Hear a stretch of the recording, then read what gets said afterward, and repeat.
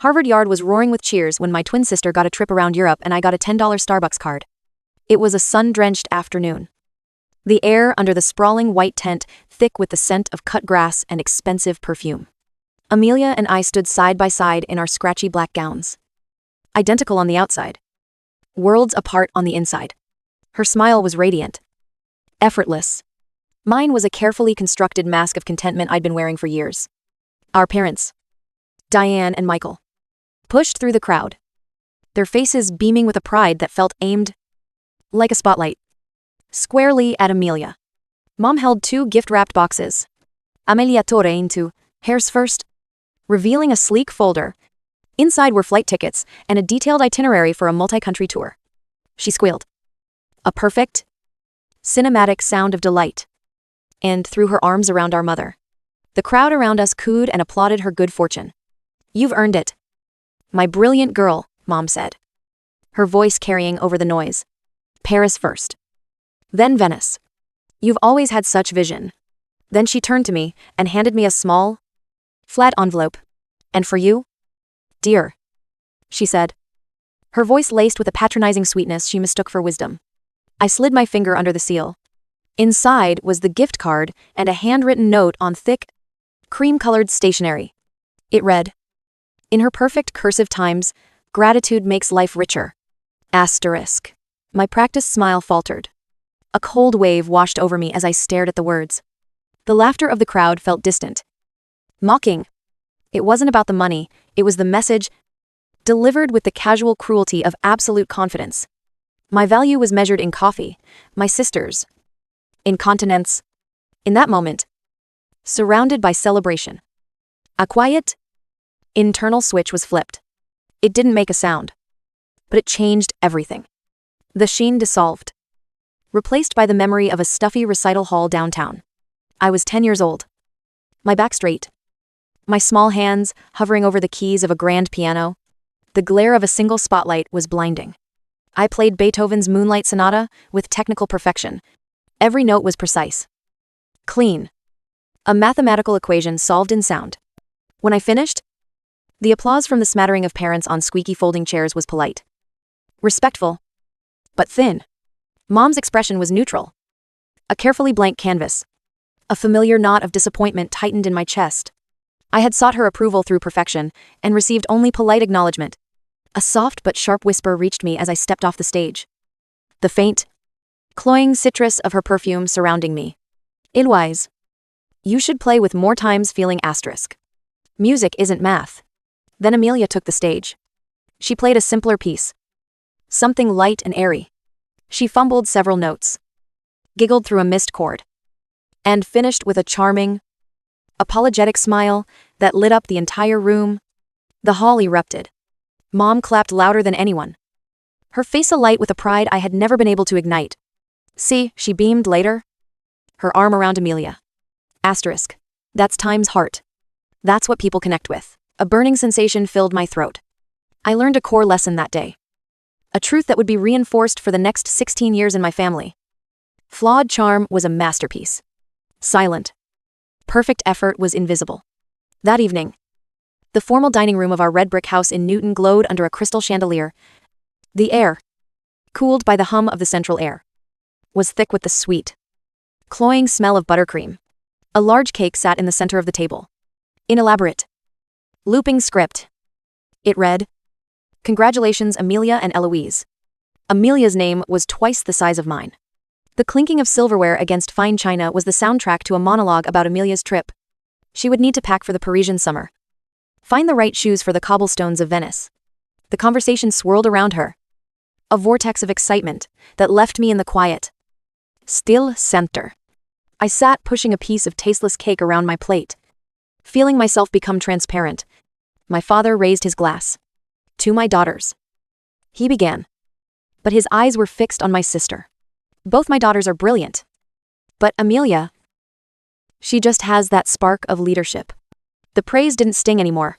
It felt like a verdict. A final judgment on my worth within this carefully curated world. A quiet crack formed deep inside me. Not of pain, but of a profound and liberating detachment. When Mom turned to me, her smile was beatific. Eloise. Dear. You should learn to be happy with less. It's an important life skill. Her words, meant to sound like gentle guidance, landed like a closing statement. Later, I retreated to my childhood bedroom.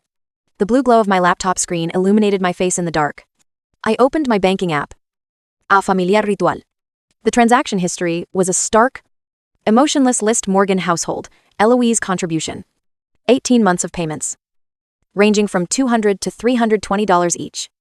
A year and a half of quietly propping up the very foundation of this house, of their lives. The realization hit me like a splash of cold water. They never questioned where the extra money came from. They never wondered how the rising mortgage payments were suddenly being met. They accepted their good fortune as if it were a miracle. A divina gift. Never once considering that the source was sitting right across the table from them. Being lectured on the virtues of having less prestige. The next morning, sunlight streamed into my room, illuminating dust motes, dancing in the air. The house was quiet, still sleeping off the previous night's celebration. I sat at my desk, a cup of coffee growing cold beside me. On the screen was the automatic transfer, scheduled to go through the next day. A simple, recurring payment that had become the silent, central lie of our family. My finger hovered over the cancel button. There was no dramatic hesitation. No tearful internal debate. It was a calm, methodical action, like deleting a corrupted file. The soft click times of the mouse was barely audible, but it felt like a gunshot in the sudden, deep silence of the house. A sense of finality washed over me. Not of anger, but of a quiet, profound relief. It was like closing a book I'd been forced to read for far too long. The action was small, but its implications were monumental. 2 weeks later, I was in my small, functional apartment in Cambridge, surrounded by the hollow echo of unfurnished rooms and the smell of cardboard and packing tape. My phone rang, shattering the quiet. It was my father. His voice was initially concerned. Eloise. The bank called. The mortgage payment didn't go through. Did something happen? Yes, I said, my voice steady. I stopped paying. There was a beat of silence. Then his tone sharpened, cutting through the line. Eloise. You can't just walk away. We're family. You have in times obligation times to help. I did help, I said, the words falling flat and factual into the space between us. For a year and a half, I heard a rustle. And then my mother's voice, trembling with a mixture of disbelief and accusation, took over. Don't be dramatic. You're lucky to have what you do. Don't let success make you arrogant. I almost laughed. The sound caught in my throat. A dry, humorless thing. I'm not arrogant. Mom, I'm tired. Their reaction was exactly what I'd expected. Their words didn't hurt. They simply confirmed that my decision was the right one. They didn't see me. They saw a resource that had been inexplicably cut off. I ended the call. Not with a shouted retort, but with a quiet finality. Then I turned back to my boxes. The rhythmic sound of zippers and folded fabric, a steady, resolute beat in my new, quiet life. It happened on a Tuesday morning. I was at my laptop, starting my workday for MedView Labs. The bitter taste of cooling coffee on my tongue. A bank alert popped up on my phone. The notification light blinking, insistently. Request to add new backup payment method. For a second, I assumed it was a glitch. Then I saw the name attached to the request, Michael Morgan. A chill ran down my spine. He hadn't called. He hadn't asked. He had simply tried to take it, to reconnect my account to their mortgage, as if my money, my life, was still an asset on the family balance sheet. The initial shock quickly morphed into a cold, focused clarity. This was no longer a messy family squabble. It was a violation. The last vestiges of emotional attachment I had for that life withered and turned to dust. They were replaced by a methodical need for self-protection. My voice was steady and professional when I called the bank. I need to report an unauthorized attempt to access my funds. The representative's voice was soft. Apologetics. We just need to confirm. Ma'am, did you authorize this request from Michael Morgan? No, I said. My tone firm. Freeze the account. Log the activity. I want a record of every change. After I hung up, I opened a new folder on my desktop. The rhythmic tap-tap-tap of my fingers on the keyboard was the only sound in the room. I named it evidence. It was a simple act, but it felt like drawing a line in the sand. a boundary they would never again be allowed to cross. 2 days later, I walked back into the red brick house. The air inside was thick with a tension you could taste. Mom sat on the couch, her eyes red-rimmed and puffy. Dad stood stiffly by the window, a sentinel guarding a crumbling fortress. Amelia leaned against a wall, her arms crossed, a detached observer at a play she found tedious. The ticking of the old grandfather clock on the wall seemed unnaturally loud in the oppressive silence. My father spoke first, his voice tight with restrained anger. "We need to talk. Do you know what happens if the bank forecloses?" I met his gaze without flinching. "Then maybe you'll finally understand what it costs to live on someone else's dime." His jaw tightened. "Don't talk to me like that. This is family. And I'm part of it," I said quietly. "But I am not your bank." Mom's voice broke through, thin and desperate. "Eloise, please. You don't have to make this harder than it already is." The scent of her anxious perfume filled the air, a different, sourer note than the confident citrus of the past. I took a slow, deep breath, feeling a surge of strength I didn't know I possessed. The timid girl from the recital was gone. "You made it hard," I said, my voice precise. "When you used my trust, like an ATM code." For a moment, no one spoke. Then Amelia muttered from her corner, "You're overreacting. You could have just talked to them." I turned to her. The final straw. My voice was calm, but the words were razor sharp. "You mean like when you got a Europe trip and I got a $10 lecture on gratitude?" Her confident smirk faltered. For the first time I could remember, I looked around the living room, at the perfectly trimmed roses visible through the window, at the framed photos on the mantelpiece, at every object that was part of a carefully constructed lie I was no longer willing to fund. "I'm done with the illusion," I said softly, to all of them and to myself. Then I turned and walked out, closing the door behind me. No yelling followed. No please. Just a heavy, burning silence. It started with one careless click. I was working late, my eyes blurry from staring at tax documents on the screen. The acrid smell of a burnt, empty coffee pot hung in the air. I meant to attach a file for my accountant. In my fatigue, I clicked on the wrong PDF, a compilation from my evidence folder, a clean, damning record of the 18 months of mortgage payments. I hit send, not noticing that an old family email group, including my Aunt Helen, was still auto-populated in the CC field. I closed my laptop and fell into bed, completely oblivious. I woke the next morning to the incessant, vibrating buzz of my phone on the nightstand. It was my mother. Her voice a panicked, breathless whisper. "Eloise, what did you do?" I was still half asleep, confused. "What are you talking about?" Helen posted it on Facebook. She gasped, her words tumbling out in a frantic rush. "Everyone's seen it." I scrambled for my laptop, my heart starting to pound. I pulled up the page, the blinding white light of the screen stinging my tired eyes. And there it was. Aunt Helen had screenshotted the document and posted it with a single, shocked caption times. Did anyone else know Eloise was paying their mortgage times? The post had gone viral within our local community. Comments poured in, a torrent of judgment and support. The carefully curated Morgan family image, the one they had sacrificed me to maintain, was shattered overnight. It was a strange mix of shock and inevitability. I hadn't intended for this to happen, but I felt no guilt. It was simply the truth. Unleashed. My father called later. His voice was stripped of all pretense, raw, with a fury born of pure humiliation. "You've embarrassed this family." "No, Dad," I said, my voice quiet but firm. "I didn't embarrass anyone. I just stopped hiding the truth." The sharp, final click as he hung up was the only reply. In the weeks that followed, I watched the consequences unfold from a distance. Justice, it turned out, wasn't a dramatic courtroom scene. It was a series of quiet, bureaucratic blows. I pictured my father in a sterile bank manager's office, staring at a letter printed in a cold, impersonal font. I could almost hear the manager's off-screen voiceover, "I'm sorry, Mr. Morgan." But without these consistent deposits, the underwriters see it as a risk. Their refinance application was flagged due to an unstable payment history. Without my secret, steady contributions, they couldn't prove they had reliable funds. A few weeks after that, a sharp, Red for sale sign was hammered into the front lawn of the perfect brick house. I imagined the sharp thud of the hammer driving the post into the ground, a sound echoing through the neighborhood. I pictured neighbors whispering behind their hands, curtains rustling as they peered out their windows at the public marker of my family's private failure. A text from Aunt Helen arrived one evening. Asterisk. I'm so sorry. Honey, I didn't mean for it to go that far. Asterisk. I didn't reply. There was no joy in any of it.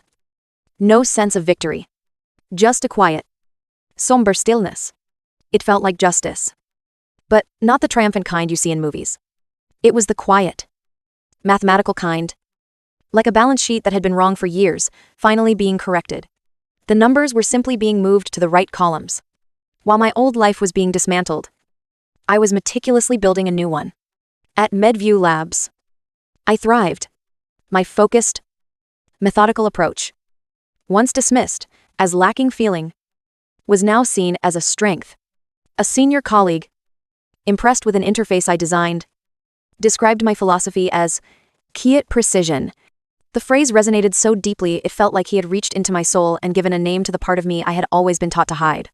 I accepted a fellowship from a Harvard alumni group, returning to the very place of my graduation day humiliation with a new, unshakable sense of purpose. I stood at a podium and gave a presentation on user-focused design in healthcare tech. I spoke about empathy and structure, about how clarity could save lives. Afterward, the lead judge, a respected venture capitalist, shook my hand. This, he said, his eyes alight with genuine admiration.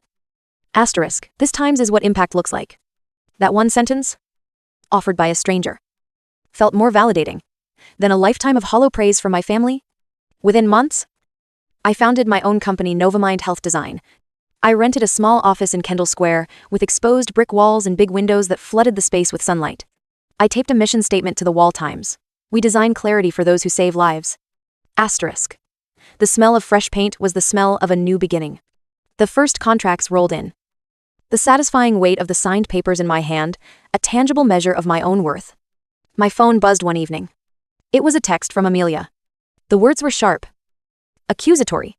Asterisk. Mom's sick. Dad's depressed. They're losing the house. You did this. Asterisk. I read it, took a breath, and typed a calm, factual reply. Asterisk. No. Amelia. They did. Asterisk. Then I put the phone down. The cold, impersonal glow of the screen, unable to touch the warm light filling my new office. 2 days after the text message, Amelia showed up at my office unannounced. She looked immaculate. As always, in a designer coat that probably cost more than my first month's rent.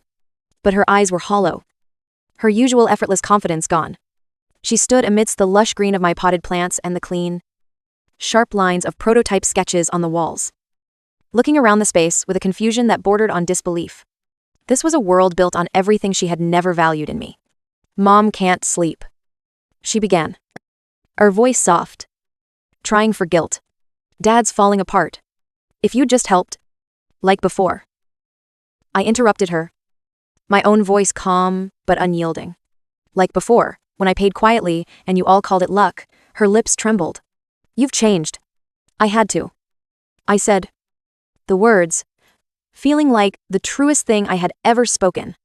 You only loved me when I was useful. For the first time in her life, Amelia was speechless.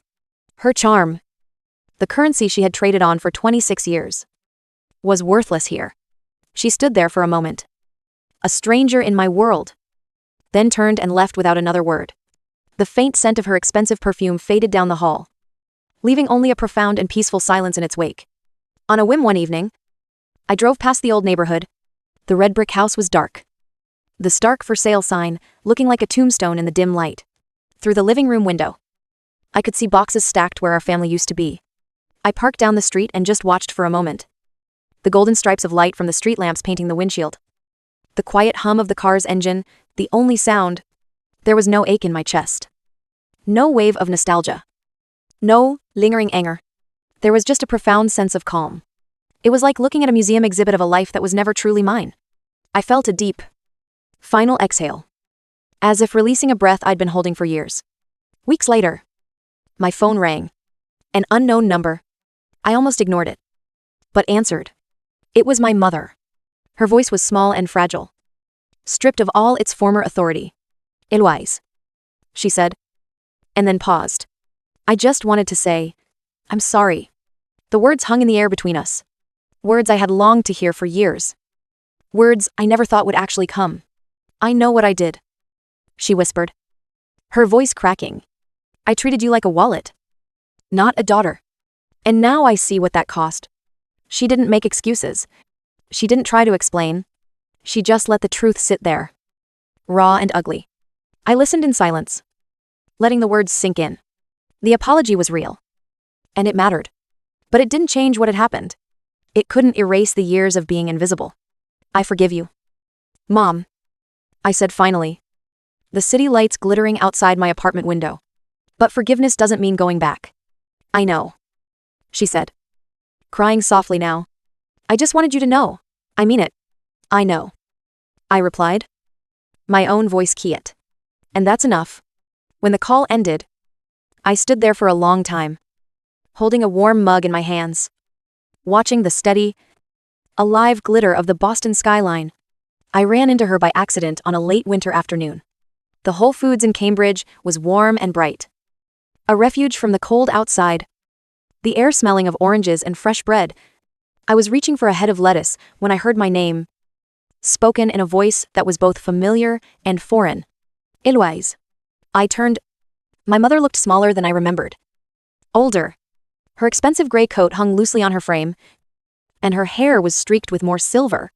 We locked eyes across the produce aisle. She approached slowly, her steps hesitant. I don't want to make excuses, she said, her eyes glassy, with unshed tears. I just want to say it again. I'm so sorry. Her voice cracked. I thought I was teaching you gratitude. I was teaching you how to disappear. The cold metal of the shopping cart handle dug into my palm. The anger was gone, replaced by a weary, quiet peace. I already forgave you, Mom, I said softly.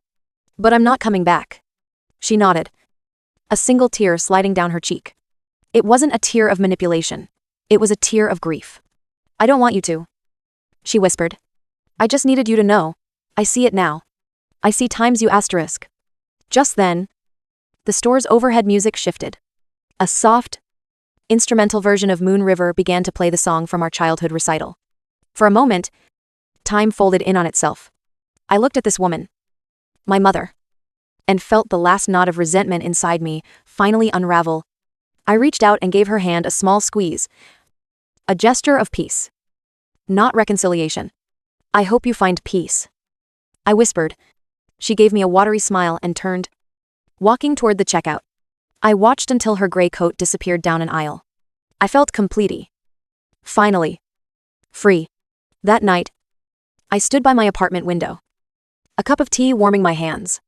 Boston glittered beyond the glass steady, alive, and beautifully unbothered. On the wall above my desk, 2 items hung in simple black frames, the $10 Starbucks gift card and the business certificate for Novamind Health Design. I looked at the cheap plastic card. It used to sting, a tiny monument to my own invisibility. Now, it was just a reminder. It was the first step on the long road that had led me here, to this quiet room, to this life I had built with my own 2 hands, a life that could not be foreclosed upon, a life defined by my own terms. A slow smile spread across my face. I whispered the words to myself.